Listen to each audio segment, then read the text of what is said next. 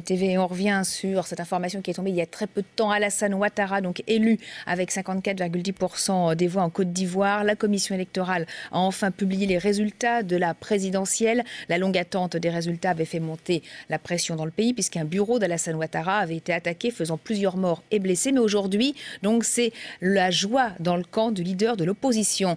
Nous retrouvons sur place notre envoyé spécial François-Xavier Ménage. Effusion d'applaudissements, hurlements de joie depuis que le résultat est connu. On entend crier victoire Ado. Ado, c'est l'acronyme de Alassane Ouattara, le candidat qui devient donc maintenant président de la République de Côte d'Ivoire.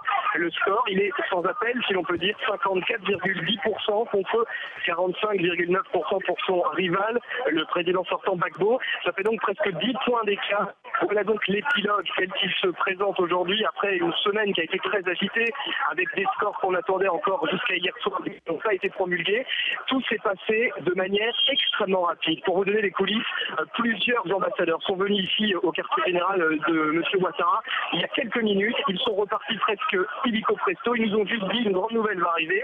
Et juste ensuite, c'est le président de la commission électorale, qui était pourtant quelqu'un d'extrêmement silencieux depuis le début de cette semaine, qui a pris la parole devant quelques micros, dont le nôtre d'ailleurs, quand il a évoqué ces résultats. On se rend compte que l'annonce est faite de manière presque impromptue, mais c'est une effusion de joie, je le répète, ici dans le quartier général du candidat Ouattara, qui devient donc président de Côte d'Ivoire.